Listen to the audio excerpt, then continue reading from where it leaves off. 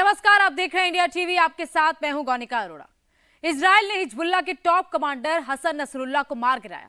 Israel के इस एक हमले से पूरी जियोपॉलिटिक्स चेंज हो गई। अमेरिका में बाइडेन प्रशासन की हाई लेवल मीटिंग चल रही है। अमेरिका के जितने देशों में आर्मी बेस हैं उसको अलर्ट रखा गया है। मिडिल ईस्ट में इस वक्त जबरदस्त तनाव है। आज की रात कौन किस पर हमला करेगा, कौन पलटवार करेगा, इसी की कैलकुलेशन चल रही है। दुनिया में वॉर के कई फ्रंट खुल सकते हैं। कल तक ईरान जो धमकी और बदला लेने की बात कहता था, वो भी डरने लगा है। कल इजराइल के पीएम बेंजामिन नेतन्याहू ने यूएन से कहा था, उनका दुश्मन ईरान में भी कहीं छिप नहीं पाएगा। दुनिया में जंग की आहट बढ़ गई है और सबसे ज्यादा घबराहट ईरान में दिख रही है। बेरूत का दक्षिणी हिस्सा, जिसे दहिया कहा जाता है, लेबनान का सबसे घनी आबादी वाला इलाका, जहां बिल्डिंग लगभग आपस में चिपकी हुई है। ये 8 लाख शिया मुस्लिमों का ठिकाना है। लेबनान की सबसे सुरक्षित जगह, क्योंकि इतनी घनी आबादी वाले इलाके में कोई भी एयरफोर्स, कोई भी मुल्क कभी एयर स्ट्राइक का नहीं सोचेगा। और यही गलती हिजबुल्लाह का चीफ हसन नसरल्लाह कर बैठा।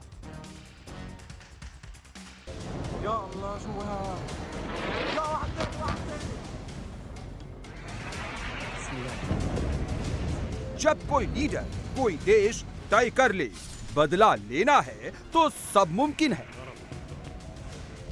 जब सटीक इंफॉर्मेशन हो, पिन पॉइंट अटैक करने वाले बम हो, तो घनी आबादी वाले इलाके में बम से भी कोई नहीं बच सकता।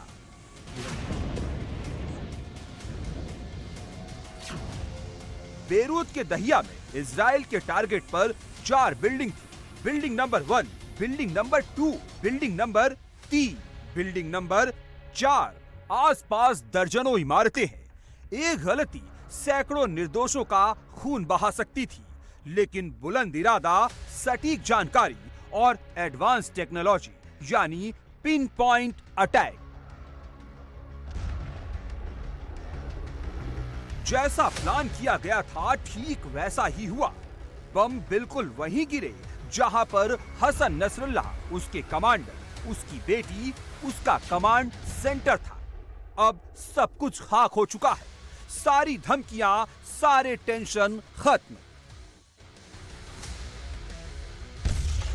इजराइल के पास कितनी जबरदस्त मिसाइल है, कितना सटीक निशाना लगाता है, इसका एग्जाम्पल इजराइल के जारी हुए इस वीडियो से देखिए। ये फाइटर जेट के थर्मल कैमरा के अनफिल्टर्ड फुटेज है। सामने 1, 2, 3 नहीं 7 मंजिला इमारत है और इजराइल का दुश्मन 4थी या 5वीं मंजिल पर है। अब देखिए कैसे कंट्रोल अटैक होता है। ये देखिए, यहां से मिसाइल आती है, सीधे बिल्डिंग की 4थी मंजिल पर टकराती है।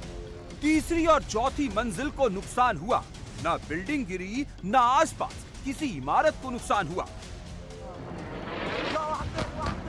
ठीक इसी तरह से हिजबुल्लाह के ठिकानों पर इजराइल ने बम गिराए। Laser guided bomb, infrared guided बम।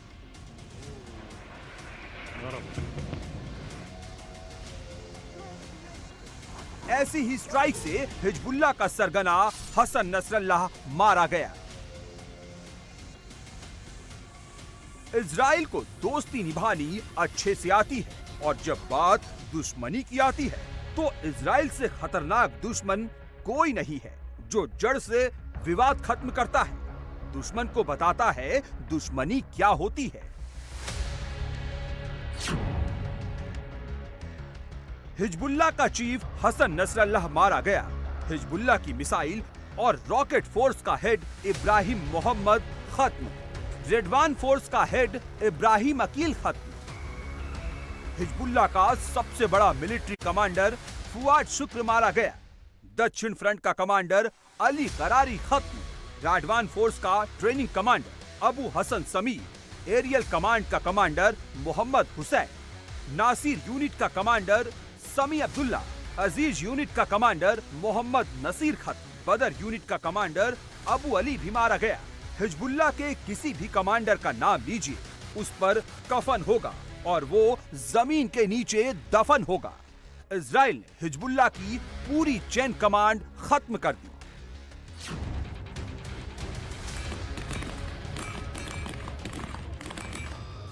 हिजबुल्लाह को हमास से ज्यादा खूंखार माना जाता है।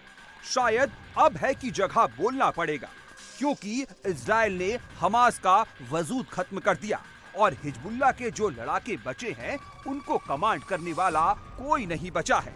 जो इस कुर्सी पर बैठेगा उसकी कुर्सी कहीं पर भी रखी हो, बंकर के नीचे या घनी आबादी के बीच, वो बचेगा नहीं। ये वादा इजराइल ने किया है। Moments ago, the Israel Defense Forces carried out a precise strike on the central headquarters of the Hezbollah terror organization that served as the epicenter of Hezbollah's terror. Hezbollah's central headquarters was intentionally built under residential buildings in the heart of the Dahiya in Beirut, as part of Hezbollah's strategy of using Lebanese people as human shields, taking the necessary action to protect our people so that Israeli families can leave their homes safely and securely. दुनिया के नक्शे पर Israel का नक्शा देखेंगे तो उसके चारों तरफ इस्लामिक मुल्कों की घेराबंदी है। लेबनान, मिस्र, Jordan, Iraq, Iran, Syria. Map में कितने मुस्लिम मुल्क हैं और एक अकेला इजराइल। ये डर हवाई नहीं है, बल्कि वास्तविक खतरा है, जिसका एहसास इजरायली प्रधानमंत्री को भी है, जो संयुक्त राष्ट्र में खड़े होकर दुनिया को भी बताते हैं इजराइल के लिए अभिशाप क्या है। मैंने इसी हफ्ते लेबनान के लोगों से कहा था, हिजबुल्लाह के जाल से बाहर निकल आओ, नसरल्लाह को लेबनान को बर्बाद करने मत दो। हम आपसे जंग में नहीं हैं, हमारी जंग हिजबुल्लाह से है, जिसने आपके देश को हाईजैक कर लिया है और हमारे देश को बर्बाद करने की कोशिश कर रहा है। जब तक हिजबुल्लाह जंग के रास्ते पर चलेगा, इजराइल के पास कोई रास्ता नहीं बचा है। इजराइल के पास पूरा हक है हर खतरे को हटाने का, और हमारे नागरिकों के सुरक्षा के लिए हम बिल्कुल यही कर रहे हैं। इजराइल की मुसीबत ये है, इस जंग में उसको हर बार लड़ना होगा, हर बार जीतना होगा। एक बार हारे तो देश नहीं बचेगा, यहूदियों की सभ्यता नहीं बचेगी, इतिहास तक मिटा दिया जाएगा। जब जंग जमीनी लड़ाई से ज्यादा इतिहास और सभ्यता बचाने की हो, तो सामने हमास हो, हिजबुल्लाह हो या फिर ईरान, सबको हराना है, सबको मिटाना जरूरी होता है। मिडिल ईस्ट में इजराइल का सबसे बड़ा दुश्मन ईरान है। ईरान सीधे जंग में नहीं आया है, वो हमास और हिजबुल्लाह के जरिए लड़ रहा है। अब हमास और हिजबुल्लाह दोनों लड़ने लायक नहीं रहे। ये वही फोटो बताई जा रही है जब इजराइल के प्रधानमंत्री बेंजामिन नेतन्याहू ने हसन नसरुल्लाह को खत्म करने का फाइनल ऑर्डर दिया था।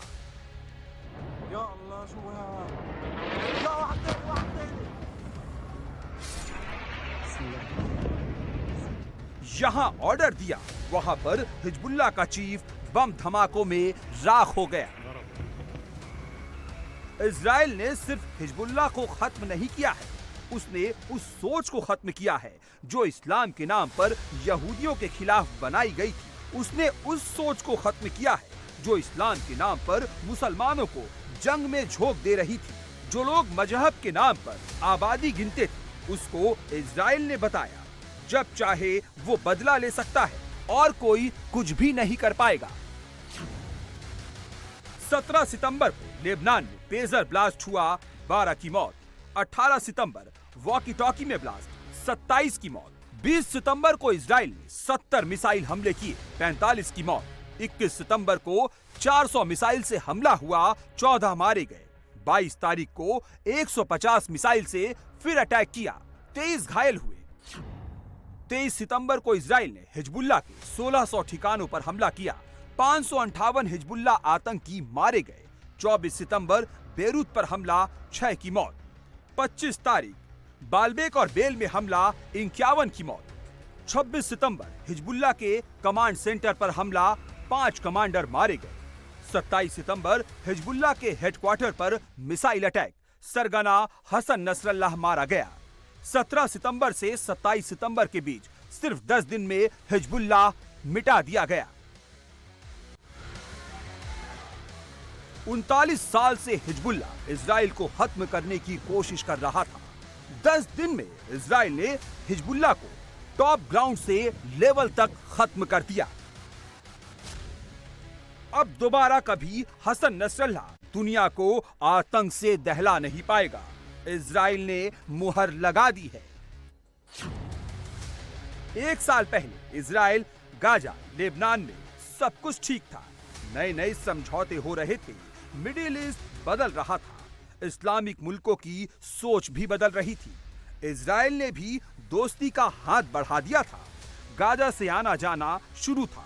तेल अवीव में रुख भी नरम था। इजराइल को लगा था ये दोस्ती का वक्त है, दुश्मनी वाला युग बीत चुका है। लेकिन बस एक यही गलती इजराइल कर बैठा।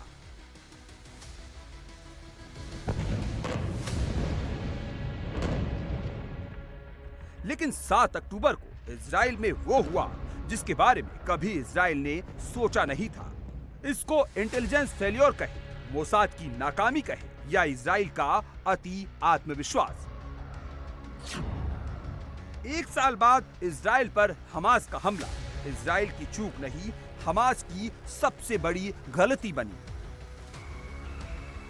हमास की हालत गाजा की खंडहर इमारतों जैसी हो गई है। इजराइल ने तब तक बम गिराए जब तक हमास का अहंकार चकनाचूर ना हो गया। हमास को ना सुरंग बचा सकी, ना गाजा की बिल्डिंग, ना ईरान की धमकी और ना हिजबुल्लाह की साजिश। इजराइल ने दुनिया को दिखा दिया, जब कलेजा मजबूत हो, अपनी जान की फिक्र अपनी इमेज से ज्यादा हो, अच्छा बनने से ज्यादा अपनों को बचाने की जिद हो, तो दुश्मन कहीं भी छिपा हो, आसमान पाताल ढूंढ कर मारा जा सकता है। अमेरिका में ओसामा बिन लादेन ने 2001 में हमला किया था। 10 साल बाद 2011 में ओसामा मारा गया। अमेरिका को बदला लेने में 10 साल लग गए। इजराइल ने 298 दिन में हमास के चीफ इस्माइल हनिया को मार दिया। 356 दिन में हिजबुल्लाह के सरगना हसन नसरल्लाह को खत्म कर दिया। 1 साल से कम वक्त में जड़ से दुश्मन खत्म। कल इजरायली सेना ने इजराइल के इतिहास में सबसे महत्वपूर्ण टारगेट को पूरा किया। इस अटैक के साथ बरसों पुराना वो अकाउंट भी बंद हो गया जिसमें नसरल्लाह ने हजारों नागरिकों और सैनिकों का खून बहाया था।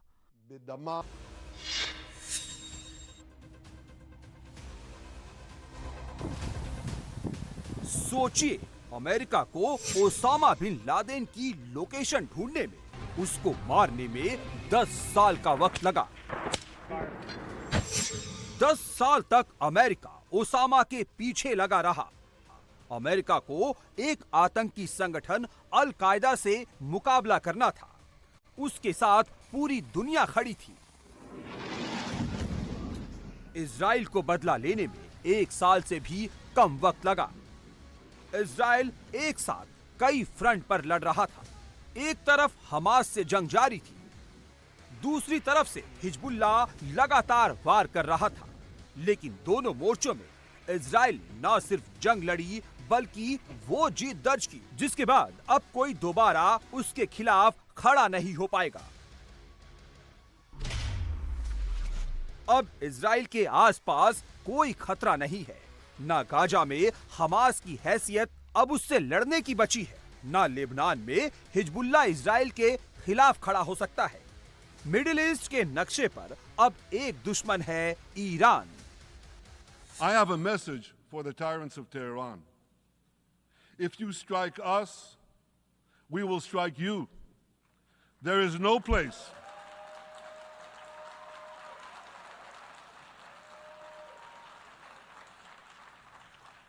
There is no place in Iran that the long arm of Israel cannot reach. And that's true of the entire Middle East. Hamas और हिजबुल्लाह दोनों ही ईरान के मुखौटे हैं।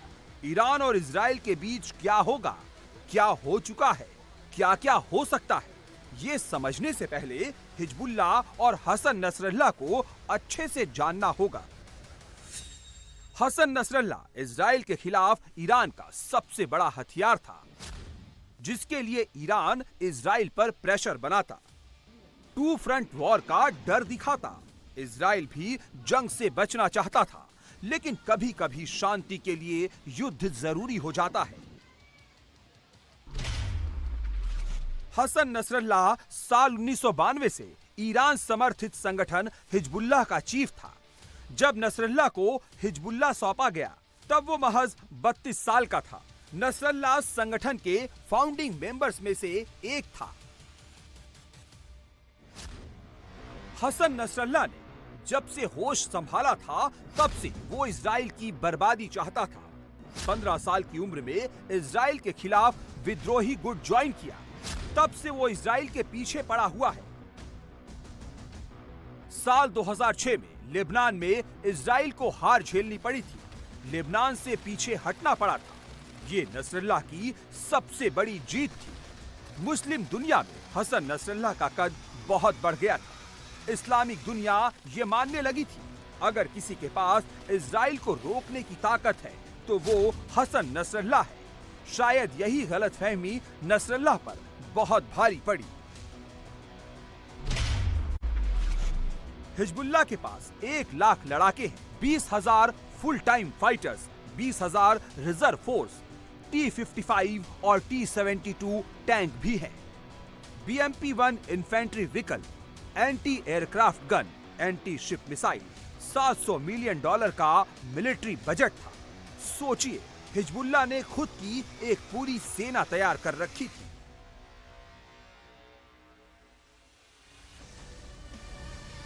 ये वही मॉडल है जो ईरान में अयातुल्लाह अली खामनेई ने बनाया है। एक संगठन बनाओ, देश पर सरकार बनाओ, फिर मुल्क पर कब्जा करो। अपने संगठन के लिए सेना बनाओ। ईरान ने इजराइल के पास एक और ईरान खड़ा कर दिया था, जिसको पूरा कंट्रोल ईरान करता है। लेकिन इजराइल ने 2 महीने के अंदर हिजबुल्लाह की पूरी लीडरशिप को खत्म कर दिया। अभी दुश्मनी वाले इजरायली चार्ट में 2 दुश्मन बचे हैं। हमास की लीडरशिप में याह्या सिनवार और ईरान का टॉप कमांडर खामनेई। आपने एक बात गौर की होगी, जब जब इजराइल बदला लेता है, तब तब ईरान बदला लेने की धमकी देता है। जब इजराइल ने गाजा में हमास के सीने में बारूद भर दिया, तो ईरान ने धमकी दी। जब ईरान के अंदर हनिया को इजराइल ने बम ब्लास्ट में खत्म कर दिया, तब ईरान ने बदला लेने की कसम खाई। अब हिजबुल्लाह का चीफ मारा गया, तब ईरान बदला कर रहा है। जब ईरान बदला करता है, तो कई इस्लामिक देशों के एंटी इजराइल ग्रुप खुश हो जाते हैं, इजराइल की बर्बादी के ख्वाब देखने लगते हैं। वैसे ईरान शिया मुल्क है, हिजबुल्लाह शिया आतंकी संगठन है, लेकिन सुन्नी आवाम भी इजराइल के खिलाफ ईरान को लीडर मान लेती है। लेकिन एंटी इजराइल इस्लामिक दुनिया का ये ख्वाब हर बार टूट जाता है। सच क्या है? डर किसे लगता है? कौन हवाई बातें करता है? कौन हवा से बम गिराता है? ये समझना हो तो बस इस एक खबर से समझ सकते हैं।